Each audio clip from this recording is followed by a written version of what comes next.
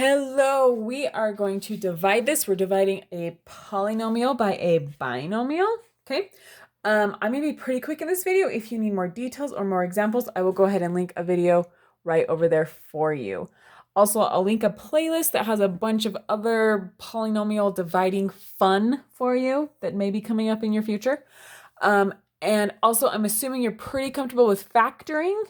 If that is not the case, I'll also link a factoring playlist over there. Okay, but that's enough of me talking about that. Let's do this problem. Okay, you may have a problem written out like this. You may also see it written like this.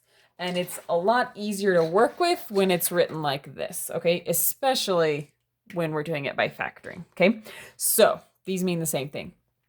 All right, what I'm going to do is I'm just going to factor the top polynomial here. So I'm going to look at these two terms and see what I can pull out. So I notice they both have an x squared. Okay, so I'm going to pull an x squared out.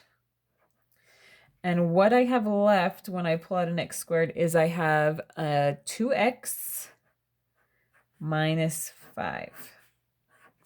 Right? Okay. Now I'm looking at the second part here, negative 18 plus 45. 18x, sorry, plus 45, and seeing what I can pull from that. Well, 18 and 45 both can have 9 going to them, right? Since the 18 is negative, I'm going to pull out a negative 9. And what I have left is 2x minus 5 inside my parentheses. Now, if you had pulled out a positive 9, then this would have been negative 2x plus 5. And we know we want these to be the same. So hopefully you could have looked at it and realized, oh, I need to pull out a negative 9 instead. Okay, so just our goal is getting these two the same. Okay, now this is all still written over x minus 3, right? Okay, to continue to factor this, I'm now pulling out that 2x minus 5. Okay. Again, if you're not quite comfortable with this factoring, go check out those other videos that I linked.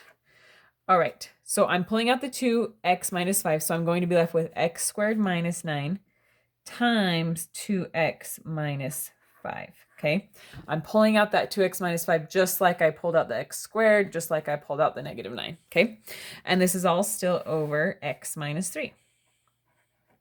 Okay, now I notice x squared minus 9 is a perfect square.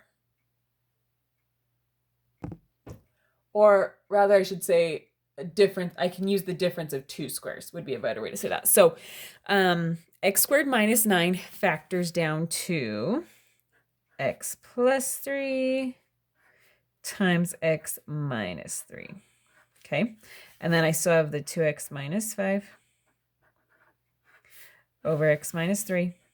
Okay, so these three parentheses would multiply together and give me that. Okay, now I'm going to cross out what I can, right? So x minus 3 over x minus 3, those cancel. And guess what I'm left with? X plus 3